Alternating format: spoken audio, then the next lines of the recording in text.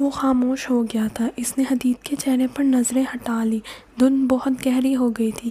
Cathedral کے اوپر لگا ہوا جگمگاتا ہوا ہولی کراس اب نظر نہیں آ رہا تھا۔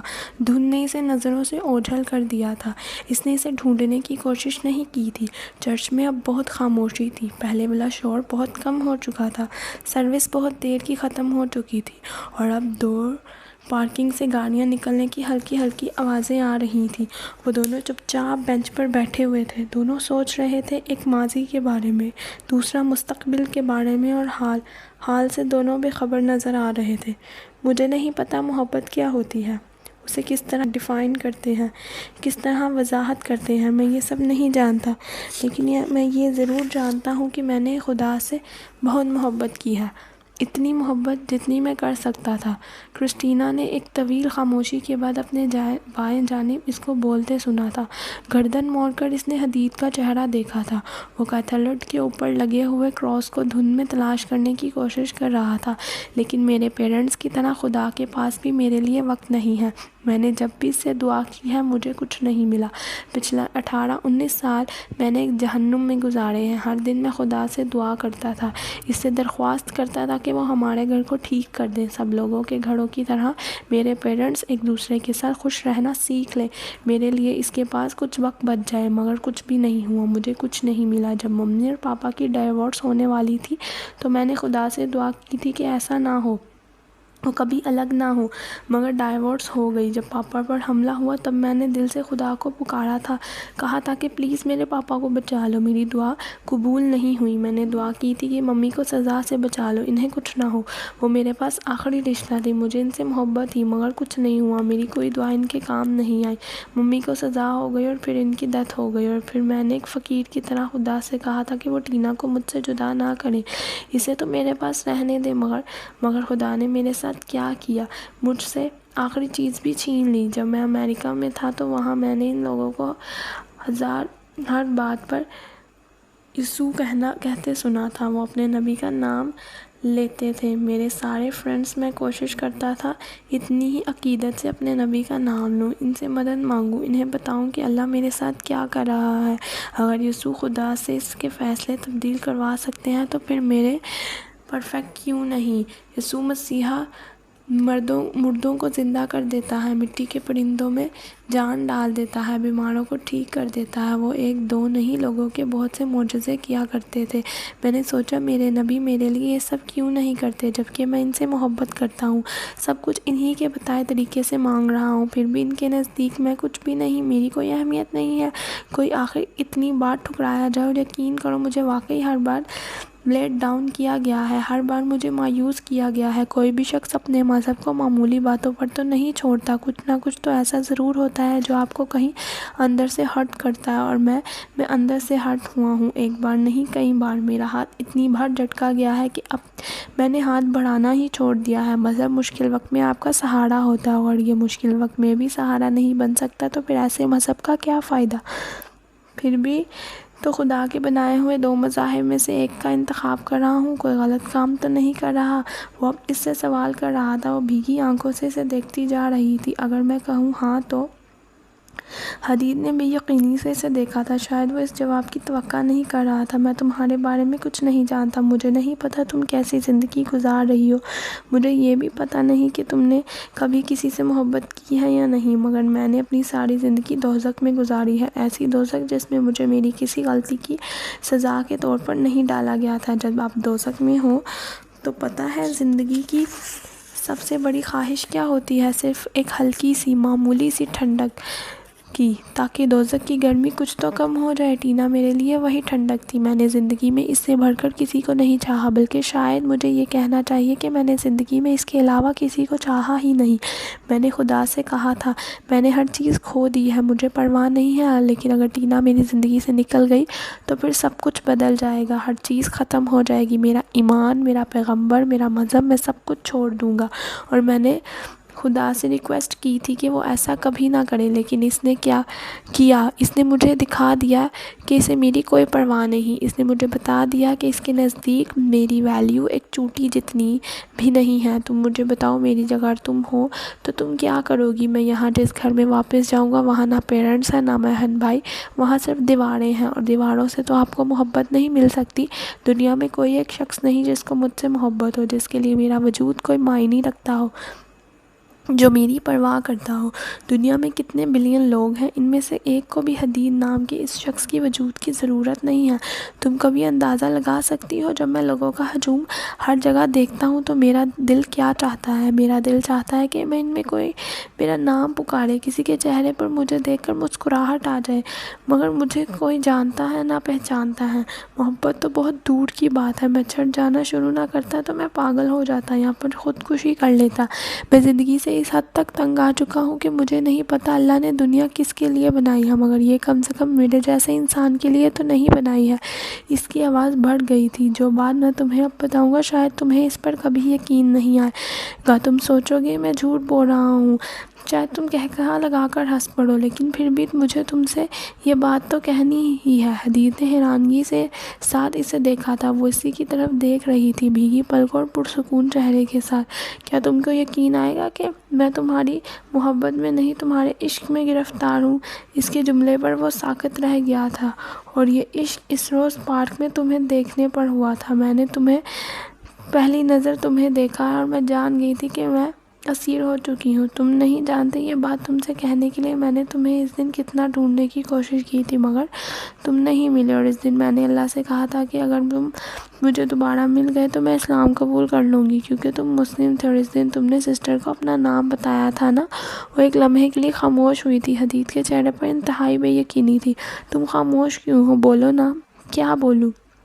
وہ کچھ وقفے کے بعد بولا تھا۔ کچھ کہو، اس نے اصرار کیا تھا۔ کیا کہوں؟ وہی۔ حدید حیران ہوا تھا۔ کیا؟ کرسٹینا مسکرائی تھی کہ مجھے تمہاری بات پر یقین نہیں آ رہا۔ حدید اسے خاموشی سے دیکھتا رہا۔ ہاں، مجھے یقین نہیں آ رہا۔ چند لمحوں کے بعد اس نے کہا تھا، ہاں ٹھیک ہے، اور کبھی یقین کرنا بھی مت۔ پتہ ہے کیوں؟ تم یقین کرو گے، اعتبار کرو گے تو میرا عشق اور گہرا ہوتا جائے گا۔ تمہیں پتہ ہے یقین محبت کو اندھا کر دیتی ہے، اور میں کسی سے اندھی محبت نہیں کرنا چاہتی، کم سے کم کسی انسان سے تو نہیں۔ تم میری بات پر یقین نہیں کرو گے تو مجھے ٹھوکر لگے گی۔ ہر ٹھوکر مجھے سنبھالنے کا موقع دے گی، ایک بار نہیں، دو بار نہیں، مگر کبھی نہ کبھی تو میں سنبھل جاؤں گی۔ حدید کو پہلی بار وہ لڑکی عجیب لگی تھی، بے حد عجیب۔ میں تمہیں سمجھ نہیں پا رہا۔ وہ اس کی بات پر مسکرائی تھی۔ سمجھنا چاہتے ہو؟ ہاں، ایک ڈیل کرتے ہیں، تم مجھے سمجھنے کی کوشش کرو، میں تمہیں سمجھنے کی کوشش کرتی ہوں، اور جب تک ہم ایک دوسرے کو سمجھ لیں گے تو شاید میں کرسٹینا نہ رہوں، مگر تم حدید ہی رہو گے۔ ایک ماہ تک ہم یہاں آئیں گے چرچ میں، لیکن تم اپنی بات کرنا، میں اپنی بات کروں گی۔ تم میرے بارے میں جو پوچھو گے میں بتا دوں گی، اور تمہارے بارے میں جو جاننا چاہوں وہ تم بتا دینا۔ وہ حیرانی سے اسے دیکھ رہا تھا۔ وہ اس کے سامنے جیسے شطرنج کی بساط بچھا رہی تھی یا پھر کوئی پزل رکھ رہی تھی۔ ایک ماہ کے بعد ہم دونوں کبھی نہیں ملیں گے، پھر نہ تم مجھے ڈھونڈنے کی کوشش کرنا نہ میں تمہیں ڈھونڈوں گی۔ تم وہ کہنا جو تمہارے دل میں آئے، میں وہ کہوں گی جو میرے دل میں آئے۔ ہاں، اور ایک ماہ تک تم بائبل پڑھو گے، نہ ہی کسی مغلق کے پاس جاؤ گے، صرف قرآن پڑھنا ترجمے کے ساتھ۔ اب میں جا رہی ہوں، کل 12 بجے میں یہاں آ جاؤں گی، کیا تم آؤ گے؟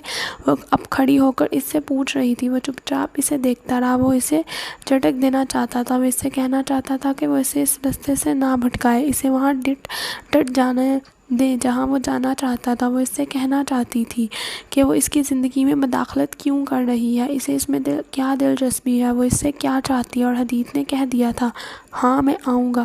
وہ ایک بار پھر مسکرائی تھی۔ خدا حافظ۔ وہ مڑ گئی تھی۔ میں آپ کو ڈراپ کر دوں گا، آپ کو کہاں جانا ہے؟ وہ بے اختیار اس کے پیچھے آیا تھا۔ نہیں، میں یہ نہیں چاہتی، آپ مجھے اپنا کانٹیکٹ نمبر تو دے دیں۔ وہ اس کے ساتھ چلنے لگا تھا۔ تم مجھے اپنا فون نمبر دے دو، کرسٹینا نے رک کر اس سے کہا تھا۔ وہ چند لمحے سوچتا رہا، پھر اس نے جیب سے والیٹ نکال کر ایک کاغذ اسے تھموا دیا تھا۔ کرسٹینا نے دیکھے بغیر کاغذ مٹھی میں دبا لیا۔ وہ اس کے ساتھ چلتا ہوا پارکنگ کی طرف آیا تھا۔ وہاں ابھی بھی بہت سے لوگ کھڑے خوش گپیوں میں مصروف تھے۔ کیتھرلٹ کا اگلا حصہ بہت روشن تھا جو چرچ کے اندر جانے لگی تھی۔ جب اسے اپنے عقب میں حدید کی آواز سنائی دی تھی، اس نے مڑ کر دیکھا تھا۔ وہ کچھ جھجکتے ہوئے اس کے پاس آیا تھا۔ مجھے ایک بات پوچھنی ہے، کیا تمہیں واقعی مجھ سے محبت ہے؟ حدید نے کرسٹینا کے چہرے پر مسکراہٹ کو گہرا ہوتے ہوئے دیکھا تھا۔ نہیں، مجھے تم سے عشق ہے، اس نے بڑی روانگی سے کہا تھا۔ وہ مڑ کر اندر چلی گئی تھی۔ حدید وہیں کھڑا اسے لوگوں کے ہجوم میں گم ہوتا دیکھتا رہا۔ اس کا دل چاہا تھا وہ اس سے دوبارہ ملے۔ اگلے دن نہ چاہتے ہوئے بھی وہ کیتھیڈرل میں موجود تھا۔ وہ سیڑھیوں میں بیٹھی ہوئی تھی، سیاہ چادر میں خود کو لپیٹے وہ اپنے بازوؤں میں چہرہ چھپائے ہوئے تھی۔ حدید اس کے پاس چلا گیا تھا، قدموں کی چاپ پر اس نے سر اٹھایا تھا۔ حدید نے اس کے چہرے پر ایک خیر مقدمی مسکراہٹ دیکھی تھی۔ وہ اس سے کچھ فاصلے پر سیڑھیوں میں بیٹھ گیا تھا۔ تم نے زندگی میں خدا کو کتنی بار پکارا ہے؟ چند لمحوں کی خاموشی کے بعد اس نے حدید سے پوچھا تھا۔ بہت دفعہ۔ اب وہ اس کے چہرے پر نظریں جمائے ہوئے تھی۔ اور اللہ کو؟ حدید اس کے سوال پر حیران ہوا تھا۔ کیا تم نے اللہ کو کتنی بار پکارا ہے؟ بڑے پرسکون اور نرم انداز میں سوال دہرایا گیا تھا۔ کیا خدا اور اللہ میں فرق ہوتا ہے؟ وہ کچھ الجھ گیا تھا۔ اللہ خدا کا ذاتی نام ہے، اس نام سے اسے پکارا تو وہ زیادہ قریب محسوس ہوتا ہے، دوست لگتا ہے۔ حدید نے اس کے چہرے سے نظریں ہٹائی تھیں۔ حدید، کل تم کہہ رہے تھے نہ کہ تم نے جب بھی اللہ کو پکارا ہے اس نے تمہاری مدد نہیں کی، جب بھی اپنے پیغمبر سے مدد مانگی ہے انہوں نے تمہارا ہاتھ جھٹک دیا ہے۔ ساری بات عشق کی ہے۔ جب آپ کسی سے عشق ہو اور پھر آپ اسے پکاریں تو یہ ممکن نہیں کہ وہ آپ کی بات نہ سنے۔ مگر تمہیں عشق نہیں تھا، تمہیں ضرورت تھی اور تمہارا ہاتھ جھٹک دیا گیا۔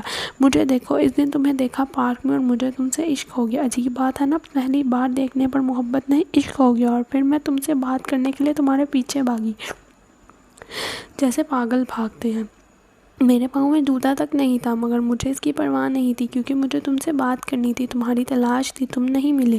میرے پاؤں میں کسی کیڑے نے کاٹ لیا۔ ایک ہفتے تک میں ٹھیک سے چل نہیں سکی، میرا پاؤں بینڈیج میں جکڑ رہا، مگر مجھے درد نہیں ہوا، صرف تکلیف ہوئی تو اس بات کی کہ تم مجھے نہیں ملے۔ تم میرا عشق تھے، ضرورت نہیں تم تک پہنچنے کے لیے دوبارہ مجھے اسی تکلیف میں سے بھی گزرنا پڑتا تو میں گزرتی، مگر تم دیکھو، مجھے اللہ سے محبت تھی تو اللہ نے مجھے تم تک پہنچایا۔ اس نے مجھے تکلیف دی، آزمائش میں ڈالا، مگر تم تک پہنچایا۔ میری دعا قبول ہوئی، میری بات مانی گئی۔ تم نے یہ کیسے سوچ لیا کہ تمہیں جو تکلیف دے گا، جن آزمائشوں میں ڈالے گا، اس کے بعد دوبارہ تمہاری کبھی کوئی دعا قبول نہیں کی جائے گی؟ حدید سے بے یقینی سے دیکھ رہا تھا۔ مذہب بدلنے سے تمہاری زندگی میں کیا بدل جائے گا؟ تمہارے پاپا واپس آ جائیں گے، تمہاری ممی واپس آ جائیں گی، وہ دونوں اکٹھے رہنے لگیں گے، وہ بدنامی تمہارے خاندان کے حصے میں آئی ہے وہ ختم ہو جائے گی، ٹینا مل جائے گی تمہیں۔ کیا مذہب بدلنے سے یہ سب ہو جائے گا؟ تو پھر تو پورے ویسٹ کو اپنا مذہب بدل کر مسلم ہو جانا چاہیے، کیونکہ گھر تو سب سے زیادہ وہیں ٹوٹتے ہیں، ڈائیورسز وہیں زیادہ ہیں، وہاں تو ہر روز کوئی نہ کوئی ٹینا کسی نہ کسی حدید کو چھوڑ دیتی ہے، اور سب کرسچنس ہیں، پھر ان کے پاس سکون کیوں نہیں ہے؟ یہ مان لو حدید، جو چیزیں تمہارے مقدر میں تھی اور ہیں وہ تم نہیں بدل سکتے، وہ ہو کر رہیں گی، چاہے تم مسلم ہو، کرسچن ہو یا کچھ بھی اور۔ مذہب سر پر پڑی ہوئی چادر نہیں ہے کہ چادر میں سے دھوپ آنے لگے تو دوسری چادر اوڑھ لی جائے۔ تمہارے ساتھ زندگی میں جو کچھ ہوا وہ تمہارا قصور نہیں تھا، تمہارا مقدر تھا، اور مقدر کو قبول کر لینا چاہیے، مگر یہ ضرور یاد رکھو کہ کچھ دوسروں کی غلطیاں تمہارا مقدر بننے اور تمہاری زندگی میں وہ غلطیاں نہیں کرنی جو کسی دوسرے کا مقدر بن جائے۔ تم سن رہے ہو میں کیا کہہ رہی ہوں؟ کرسٹینا نے اس کے کندھے پر ہاتھ رکھا تھا۔ وہ دونوں ہاتھوں کی انگلیاں ایک دوسرے میں پھنسائے گھٹنوں پر کونیاں ٹکائے بیٹھا تھا۔ اس نے کرسٹینا کو کوئی جواب نہیں دیا تھا، صرف ایک نظر اس کی طرف دیکھا تھا۔ تم جانتے ہو تمہیں کس قدر خوش قسمت بنا کر پیدا کیا ہے، تمہیں سب سے بہترین مذہب کا پیروکار بنا کر پیدا کیا ہے، تم پر اتنی بڑی رحمت، اتنی بڑی نعمت کسی جدوجہد کے بغیر ہی اتار دی گئی ہے۔ تم نے کبھی اس بارے میں سوچا ہے؟ خدا نے کبھی میرے ساتھ انصاف نہیں کیا، وہ بالآخر بولا تھا۔ کیوں؟ صرف اس لیے کہ اس نے تمہاری چند چیزوں سے محروم رکھا یا محروم کر دیا۔ جن چیزوں سے محروم رکھا انہیں تم انگلیوں کی پوڑوں پر گن سکتے ہو، مگر جو چیزیں اس نے تمہیں مانگے بغیر ہی تمہیں دے دی انہیں تم انگلیوں کی پوڑوں پر نہیں گن سکتے۔ اپنی محرومیاں مجھے بتاؤ گے تو چند منٹ لگیں گے، ان عنایات کا ذکر کرو گے جو اللہ نے تم پر کی ہے تو تمہیں رات ہو جائے گی، اور سب اللہ نے اس وقت دیے جب تم مسلمان تھے۔ کرسٹینا، میرے پاس سکون نہیں ہے اور مجھے اس وقت سکون کے علاوہ دنیا کی کسی اور چیز کی ضرورت نہیں ہے۔ جن چیزوں کی تم بات کر رہی ہو مجھے ان کی ضرورت نہیں ہے، اور سکون تمہیں مذہب تبدیل کرنے سے مل جائے گا نا۔ میں کرسچن ہوں، مجھے تو نہیں ملا سکون، تمہیں کہاں سے ملے گا؟ میں نے بائبل کے کچھ حصے پڑھے ہیں، مجھے سکون ملا ہے۔ میں نے پوری بائبل پڑھی ہے، مجھے سکون نہیں ملا۔ وہ بے چینی کے عالم میں اس کا چہرہ دیکھتا رہا تھا۔ میں سچ کہہ رہا ہوں کرسٹینا، مجھے واقعی سکون ملا۔ تمہیں پتہ ہے تمہیں کیوں سکون ملا؟ کیونکہ تم نے سکون کی تلاش میں بائبل کو پڑھا۔ قرآن پاک کو کتنی بار تم نے سکون کی تلاش میں پڑھا؟ قرآن پاک کو ہمیشہ ضرورت کے لیے پڑھا۔ چرچ میں آ کر تمہیں سکون ملا ہوگا کیونکہ یہاں تم صرف سکون کے لیے آئے تھے۔ مسجد میں کتنی بار تم صرف سکون کی تلاش میں گئے؟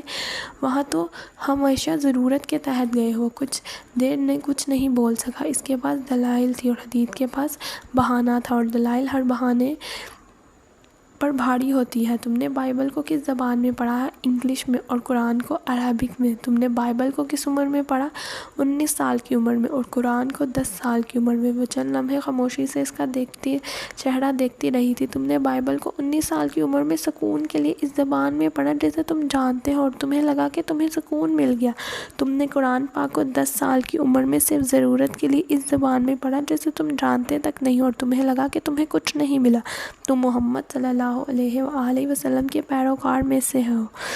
تمہیں پتہ ہے انہوں نے کیسی زندگی گزاری تھی؟ ہم نہیں جانتے اللہ کو ہم سے محبت ہے یا نہیں، مگر اس دنیا کا ایک انسان ایسا ضرور ہے جس کے بارے ہم بغیر کسی شبہے سے کہہ سکتے ہیں کہ اللہ کو اس سے محبت ہے، اور وہ ہے محمد صلی اللہ علیہ وآلہ وسلم۔ اور جس انسان سے اللہ نے سب سے زیادہ محبت کی ہے اسے بھی آزمائشوں سے گزارا۔ تم ماں باپ سے اس وقت محروم ہوئے جب تم ان کے محتاج نہیں رہے تھے۔ محمد صلی اللہ علیہ وسلم نے اپنے باپ کی شکل تک نہیں دیکھی۔ ان کی ماں اس وقت اس دنیا سے چلی گئی جب ماں کی سب سے زیادہ ضرورت ہوتی ہے۔ تمہارے قدموں میں کسی نے کانٹے نہیں بچھائے ہوں گے، تمہارے جسم پر کسی نے غلاظت اور کوڑے کرکٹ نہیں پھینکے ہوں گے۔ محمد صلی اللہ علیہ وسلم کے ساتھ مکہ کی گلیوں میں یہی سب ہوتا تھا۔ تم تو ماں باپ کے حوالے سے ہونے والی تھوڑی سی بدنامی سے ڈر گئے، انہیں تو پورا مکہ پتہ نہیں کیا کیا کہا کرتا تھا۔ تم کہتے ہو تمہارا خاندان ختم ہو گیا، تمہارے رشتہ داروں نے تمہارے ساتھ زیادتی کی ہے، انہیں تو 3 سال تک ایک گھاٹی میں قید کر دیا گیا تھا۔ تم پر کسی نے پتھر نہیں برسائے، ان پر برسائے گئے ہیں۔ تمہاری تو کوئی اولاد نہیں ہے، تم نے صرف اپنے ماں باپ اپنے ہاتھوں سے دفنائے ہیں، انہوں نے اپنی اولادیں، اپنے بیٹے اپنے ہاتھوں دفنائے ہیں۔ تمہیں خدا نے کبھی رزق کی کمی کا شکار نہیں کیا، انہوں نے تو فاقے بھی کاٹے ہیں۔ تم اللہ سے برگشیدہ ہو گئے، مذہب بدلنے پر تیار ہو گئے، مگر انہوں نے اللہ سے شکوہ نہ کیا نہ اسے چھوڑا۔ تمہیں پتہ ہے محمد صلی اللہ علیہ وسلم سے اللہ کو اتنی محبت کیوں ہے؟ اسی وجہ سے اللہ کو ان سے محبت ہے۔ حدید نے اس کے گالوں پر پانی بہتا دیکھا تھا۔ میں انسان ہوں، پیغمبر نہیں ہوں۔ محمد صلی اللہ علیہ وسلم کے بعد کوئی اور پیغمبر ہو بھی نہیں سکتا، اور کسی اور پیغمبر کی ضرورت بھی نہیں ہے۔ تم پیغمبر ہو بھی کیسے سکتے ہو؟ تم تو پیغمبر کے پیروکار بھی نہیں رہنا چاہتے۔ حدید نے دونوں ہاتھوں سے اپنا سر پکڑ لیا تھا۔ جب آج گھر جاؤ گے تو قرآن پاک کا ترجمہ پڑھنا، ضرورت کے لیے نہیں، صرف سکون کے لیے۔ پھر کل مجھے بتانا تمہیں سکون ملا۔ قرآن کہتا ہے آزمائش اور تکلیف کے وقت صبر اور نماز سے قائم رہو۔ تو تم یہی کرو۔ میں کل یہاں پھر آؤں گی، تم آؤ گے نا؟ وہ اس کے کندھے پر ہاتھ رکھے نرم آواز میں پوچھ رہی تھی۔ وہ نہیں جانتا تھا اس کا سر آج